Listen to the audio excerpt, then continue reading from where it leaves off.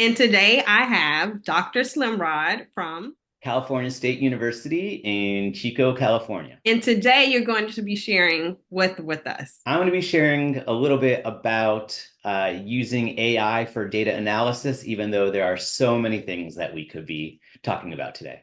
So, what are some of the significance and applications and the benefits of using AI in data analysis? So I think one of the great things is you don't have to be an expert in SPSS or HLM or Excel to be able to do some data analysis using AI.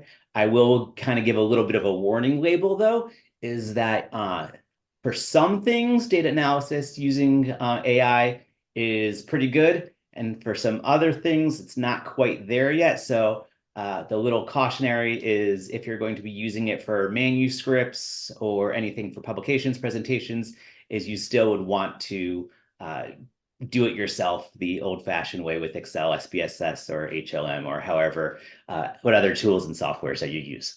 And this is something that people can do in the classroom. You can teach kids to do in the classroom. So if it's just something that they're practicing and need accessible tools for doing quantitative or qualitative methods, this is just a great, easy way to do it and push it out. Just at OpenAI ChatGPT's website. And what I'm going to do is I'm going to log in, and it should bring my account already up. And if you don't have an account, you do need to sign up. And I do have the paid account, so I can go into version 4. If you don't have an account, then it will bring you to the version 3.5. And then by the time you're watching this, we might be up to version 5, 6, or 1000. But we can go to data analysis here. And that brings us to the same setup, but here you can see it says drop in any files and I can help you analyze and visualize your data. And what's neat is this can work for both quantitative and qualitative analysis, but I'm just going to be demonstrating quantitative analysis right now. Hi there. I'd like to get help with an Excel file. And here's it. I'd be happy to help you. So let's do that. So let's bring in my Excel file here, some sample data, and dragging it right in. And then send the message. And it says, great, I've seen it. Let's take a look. And right now it's taking some time analyzing the data. It's reading all the columns and rows. And it says, great, this is what I'm seeing. And this is correct. It's seeing some data that I've collected and cleaned up for the demonstration about using hybrid versus online versus in-person modes of learning, especially as we move out of COVID-19. So let's say, how can I assist you with this data? So let's just say, can I get descriptive stats, please? Okay. And it's going to analyze it. Very specific. Is that important to? Yeah. Be specific on what you want, and you can see, great. And it's going to go through all my categories here and tell me what are the descriptive statistics. And I will say that ChatGPT OpenAI is good about descriptive statistics. I found it to be accurate.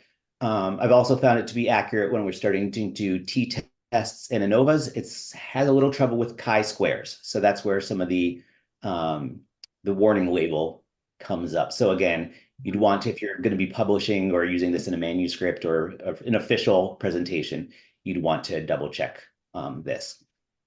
So let's say we want to start comparing things. So let's say, what things can I compare in my data? Let's just see what it provides. So it can give some suggestions. So again, if you're working with in a K-12 setting or in a classroom, and you want to start thinking about brainstorming, how can I use your data? Or maybe you've collected data and you want to start going through your data and starting to see what interesting things can come up, then this is a great tool to help you start comparing things and getting some ideas. So great. So it's telling me we can even look at roles in education versus confidence levels, internet speeds, post-COVID versus during COVID preferences. So let's take a look at the post-COVID and during COVID preferences. So I'll just tell ChatGPT that. Let's take a closer look at number 4. Very efficient. And here it goes. And it can tell us different things that we can do with it.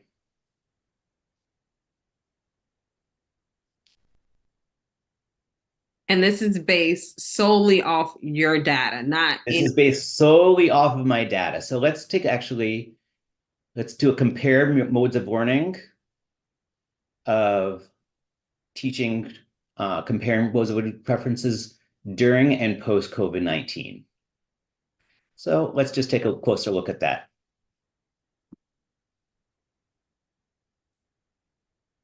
Let's compare preferred modes of learning or teaching post-COVID with preferences during COVID-19.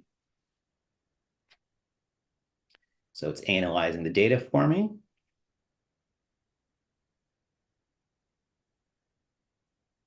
And it has about, if we look back to the descriptive statistics, it's about 220 rows of data that it's analyzing right now. Wow. Okay. So here we go. And so here's a map of it. And let's say, Visuals. so we can see the comparisons. AI generated that image all on its own. It did. It did all of it on its own. It generated that image for you. So you could always put that into a slide and just copy and paste it in and save it. It ran the degrees of freedom. It ran the chi-square statistic and the p-values for you. And you can even ask it to put things like the descriptive statistics into tables for you. And it'll do that for you. So you can just copy and paste it into a slide for a presentation or however you're going to be using it. I will say one last thing, because I know we're short on time. Can you give me a step-by-step instruction on how to run this chi-square in SPSS? So just in case you want to know, and here's the step-by-step on how to run it in SPSS, and you could do the same for Excel. And so if you're not sure, if you're not a master of SPSS and you're still learning it, it gives you the step-by-steps, again, of how to actually run this in external software for your data analysis. I think you can teach students, pre-service students, how to use this data so they can make data-informed decisions when they're in the classroom with their students. And then also in the classroom, as they're collecting their own data, as they're learning how to take research and make it applicable for learning and teaching, and give them a starting point to figure out what can they do and how can they use that data to actually have some measurable outcomes. I think what it does is I think it really starts to close the research to practice gap. And so faculty like myself and others on the CIDDL team, that when we do research, it can actually be used more quickly, but similarly for those that are in the classroom or for pre-service students that are actually collecting data, it gives them a chance to take research, take data, and actually bring it to the classroom, and it really closes that research to practice gap.